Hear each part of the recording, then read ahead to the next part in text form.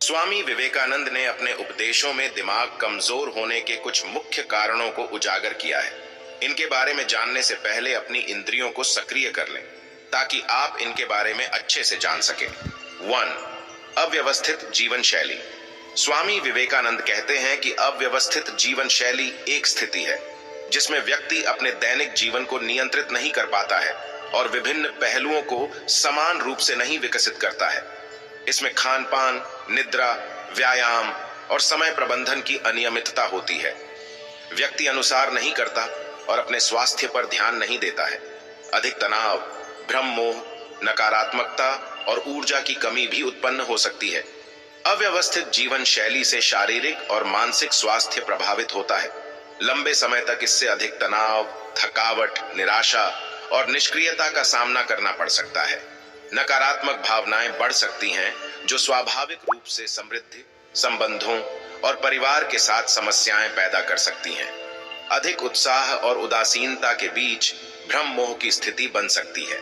एक संतुलित और नियमित जीवन शैली अपनाने से व्यक्ति शक्तिशाली बनता है। ध्यान, आदर्श खान-पान, व्यायाम और समय प्रबंधन में सुधार करके व्यक्ति अधिक सक्रिय और संतुष्ट होता है। सफलता, संतुष्टि और सुख शांति प्राप्त करने के लिए एक नियमित जीवन शैली अनिवार्य है। इससे व्यक्ति अपने अंतर्निहित पोषण को विकसित करता है और उच्चतर स्तर की सोचने की क्षमता प्राप्त करता है। 2. भ्रम और मोह। स्वामी विवेकानंद कहते हैं कि भ्रम मोह एक मानसिक स्थिति है जिसमें व्यक्ति अपने विचारों, अनुभवों और देखने के तरीकों का नियंत्रण नहीं कर पाता है। यह एक प्रकार का मानसिक विकार होता है जिसमें व्यक्ति अपने वास्तविक या वास्तविकता से भटक जाता है और भ्रमित हो जाता है। भ्रम मोह के कारण विभिन्न हो सकते हैं, जैसे अनियंत्रित मन, नकारात्मक भावनाएं, अवसाद, भय, शोक, आत्मसम्मान की कमी, अनुभवों का भ्रष्ट होना, दुर्बल सामाजिक संबंध, अव्यवस्थित जीवन शैली आदि। भ्रम मोह के परिणाम स्वरूप व्यक्ति वास्तविकता को नहीं पहचान पाता और गलत तरीके से विचार, भावना और आचरण करता है।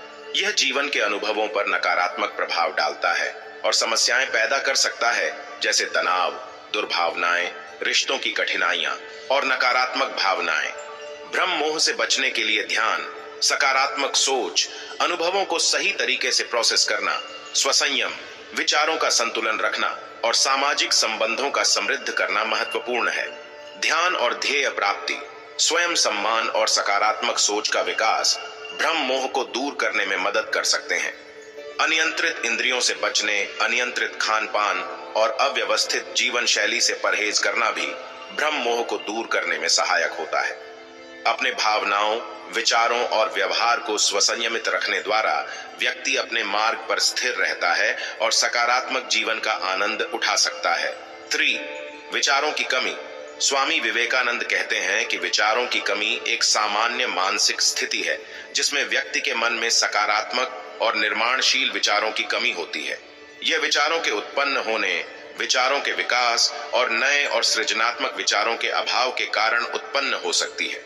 विचारों की कमी से व्यक्ति में नकारात्मकता, निराशा और असमंजस की भावना हो सकती है। इससे उन्हें सही निर्णय लेने में कठिनाई हो सकती है और विभिन्न पहलुओं में रुचि कम हो सकती है। विचारों की कमी से उत्पन्न बीमारियों का सामना करना भी मुश्किल हो सकता है, जैसे अवसाद और अधिक तनाव। विचारों की कमी से बचने के लिए ध्यानाभ्यास, सकारात्मक सोच और रचनात्मकता को विकसित करना महत्वपूर्ण है। नए और सृजनात्मक विचारों को विकसित करने के लिए अध्ययन, संशोधन और उत्साहपूर्वक काम करना भी उपयुक्त होता है। संबंधों को समृद्ध करने, उत्सवों में हिस्सा लेने और उपयुक्त विकल्पों को विचारने से भी विचारों की कमी से बचा जा सकता है। सकारात्मक दिमाग विकसित करने के लिए योग, मेडिटेशन और मनोरंजन भी मददगार साबित हो सकते हैं। अधिकतर विचारों की कमी से ग्रस्त व्यक्ति को सक्रिय और निर्माणशील जीवन जीने के लिए समर्थ बनाने के लिए संबंधित पेशेवर से मदद लेना भी फायदेमंद साबित हो सकता है। 4. शारीरिक अस्वस्थता। स्वामी विवेकानंद कहते हैं कि शारीरिक अस्वस्थता एक स्थिति है जिसमें व्यक्ति के शारीरिक अवस्था में खराबी या बीमारी की समस्याएं होती हैं। यह समस्याएं शरीर के किसी अंग संबंधी तंत्र या शरीर के एकाग्रता में बाधा होने से उत्पन्न हो सकती है। इसमें रोग, दर्द, जन्म से होने वाली रोग, परंपरागत रोग या अनियमित जीवन शैली के कारण विकसित होने वाली समस्याएं शामिल होती हैं। शारीरिक अस्वस्थता से व्यक्ति में नोटिसेबल शक्ति की कमी, निष्क्रियता, ऊर्जा की कमी और मानसिक तनाव हो सकता है। शारीरिक अस्वस्थता को दूर करने के लिए नियमित व्यायाम, स्वस्थ आहार लेना, पर्याप्त नींद, तंत्रिका और मानसिक समता का ध्यान रखना, तंबाकू और अशुद्ध शराब का सेवन न करना और नियमित चेकअप कराना अत्यंत महत्वपूर्ण है। शारीरिक अवस्था में स्वस्थ बने रहने के लिए स्वच्छता, हाथ धोना, अपने वातावरण का ध्यान रखना भी आवश्यक है। नेगेटिव भावनाएं कम करने, सकारात्मक सोच और आनंद भरे गतिविधियों में समय बिताने से भी शारीरिक अस्वस्थता को दूर किया जा सकता है। इससे व्यक्ति सक्रिय, ऊर्जावान और समृद्ध जीवन जी सकता है। शारीरिक अस्वस्थता से बचने और स्वस्थ जीवन शैली का पालन करने से व्यक्ति अपने आप को सकारात्मक तरीके से संवार सकता है और संतुष्ट जीवन जी सकता है। 5. नियंत्रणहीनता। स्वामी विवेकानंद कहते हैं कि नियंत्रणहीनता, जिसे अंग्रेजी में लैक ऑफ सेल्फ कंट्रोल कहा जाता है, एक मानसिक स्थिति है जिसमें व्यक्ति अपने विचारों, इच्छाओं, अनुभवों और क्रियाओं को नियंत्रित नहीं कर पाता है। यह एक निग्रहित विकार है जो व्यक्ति को सकारात्मक और स्वास्थ्यपूर्ण जीवन जीने में रुकावट डाल सकता है। नियंत्रणहीनता के कारण व्यक्ति अपने आप को सार्वभौमिक नियम, जिम्मेदारियों और संबंधों से दूर रखता है और अनुशासन की कमी से अनचाहे प्रवृत्तियों में पड़ सकता है। नियंत्रणहीनता से प्रभावित व्यक्ति के व्यवहार, विचार और निर्णय पर अस्पष्टता का असर पड़ता है। वह अपने लक्ष्यों और उद्देश्यों को प्राप्त करने में असमर्थ रहता है और खुद को संभाले बिना अनचाहे अभ्यासों और नकारात्मकता में पिटीडीडा रहता है। नियंत्रणहीनता व्यक्ति को व्यक्तिगत और व्यावसायिक स्तर पर भी परेशानी उत्पन्न कर सकती है और संबंधों में समस्याएं पैदा कर सकती हैं। नियंत्रणहीनता से बचने के लिए व्यक्ति को स्वयं को सामान्य नियमों, अनुशासन और स्वसंयम में बांधना होता है। ध्यान, मेडिटेशन, योग और सक्रिय जीवन शैली भी नियंत्रणहीनता को दूर करने में मदद कर सकती है। विचार शक्ति का विकास, सकारात्मक सोच और स्वयं क्रिया भी नियंत्रणहीनता से बचने में सहायक साबित हो सकते हैं। विशेषज्ञ से सलाह लेना भी व्यक्ति को नियंत्रणहीनता को सुधारने में मदद कर सकता है। 6. असमंजस। स्वामी विवेकानंद कहते हैं कि असमंजस, जिसे अंग्रेजी में कंफ्यूजन कहा जाता है, एक मानसिक अवस्था है जिसमें व्यक्ति अपने मन में भ्रम, संदेह और अनिश्चितता महसूस करता है। यह एक सामान्य मानसिक विकार है जो विभिन्न परिस्थितियों और निर्णयों के साथ जुड़ा हो सकता है। असमंजस के कारण विभिन्न हो सकते हैं, जैसे अधिक विकल्प, निर्णय लेने में कठिनाई, जीवन के महत्वपूर्ण फैसलों पर संदेह, भविष्य की चिंता, नकारात्मक विचार, विपरीत विचार और समस्याओं के सामने असमर्थता। असमंजस की स्थिति में व्यक्ति अपने मन में सही निर्णय लेने में असमर्थ होता है और अपने जीवन के अलग अलग पहलुओं के बीच उलझा रहता है। असमंजस से बचने के लिए व्यक्ति को अपने मन को शांत रखना, सकारात्मक सोचना और स्वयं से विश्वास करना आवश्यक होता है। निरंतर स्वयं समीक्षा करने, ध्यान और ध्यानाभ्यास करने, स्वयं को जानने के लिए समय निकालने और संबंधों को मजबूत बनाने में मदद मिलती है। असमंजस के समय विशेषज्ञ से सलाह लेना भी उपयुक्त हो सकता है।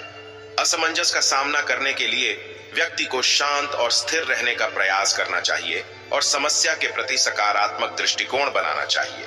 योग, मेडिटेशन और सक्रिय जीवन शैली असमंजस से निपटने में मदद करते हैं और स्वस्थ और सकारात्मक जीवन जीने में सहायक सिद्ध होते हैं। 7. नकारात्मक संभाषण।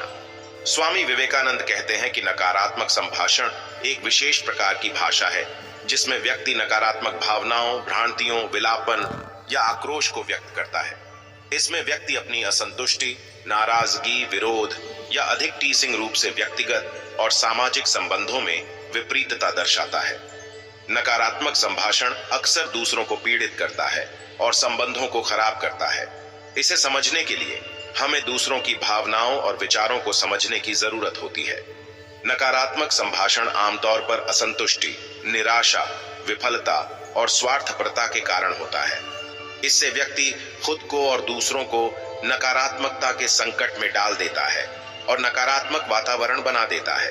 नकारात्मक संभाषण से बचने के लिए व्यक्ति को सकारात्मक भाषा और संभाषण का उपयोग करना चाहिए। समस्याओं का समाधान ढूंढने के लिए विचार शक्ति को विकसित करना और विपरीत भावनाओं को नियंत्रित करना भी महत्वपूर्ण है। संबंधों में सहयोग, सम्मान और समझदारी के साथ संभाषण करने से नकारात्मकता को कम किया जा सकता है। अपने विचारों को साफ रखने, जिम्मेदारी और संबंधों का सामर्थ्यपूर्ण संभाषण करने से व्यक्ति सकारात्मक और स्वस्थ जीवन जीने का संचार करता है। 8. खुशियों की तलाश। स्वामी विवेकानंद कहते हैं कि अधिक मायने रखना, नवीनता की तलाश, विषयों में अधिक अभिरुचि दिमाग को असंतुलित बना सकते हैं। खुशियों की तलाश हर व्यक्ति की प्राकृतिक इच्छा है। खुशियां हमारे जीवन का मूल अंश हैं, जो हमें जीवन का सच्चा आनंद प्रदान करती हैं। खुशियों की तलाश सफलता, संतुष्टि और आनंद का माध्यम होती है। यह आनंद व्यक्ति के मानसिक, भावनात्मक और शारीरिक स्तर पर हो सकता है। खुशियों की तलाश के लिए हमें अपने जीवन में सकारात्मकता, धैर्य और सामर्थ्य को विकसित करने की आवश्यकता होती है। यहाँ कुछ महत्वपूर्ण तत्व हैं जो खुशियों की प्राप्ति में मदद कर सकते हैं। संवेदनशीलता। खुशियों की तलाश में हमें दूसरों के संबंधों में संवेदनशीलता और समझदारी दिखानी चाहिए। ध्यान और मेडिटेशन। ध्यान और मेडिटेशन से मन को शांत करके आनंद और खुशियों की अनुभूति होती है। स्वसंयम। अपने विचारों, इच्छाओं और भावनाओं को संयमित रखना खुशियों के प्राप्ति में मदद करता है। सक्रिय जीवन शैली।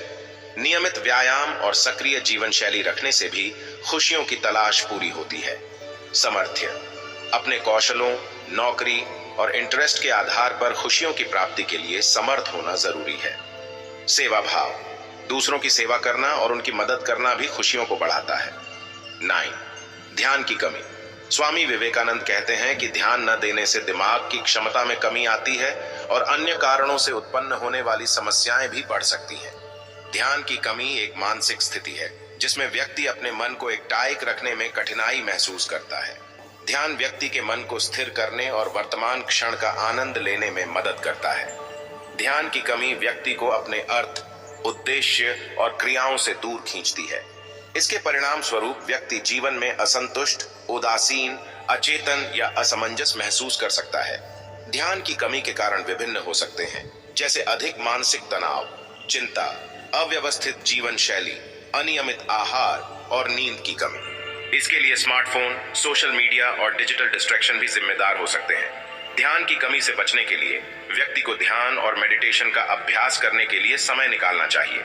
योग भी मन को शांत रखने और ध्यान में सहायक सिद्ध हो सकता है।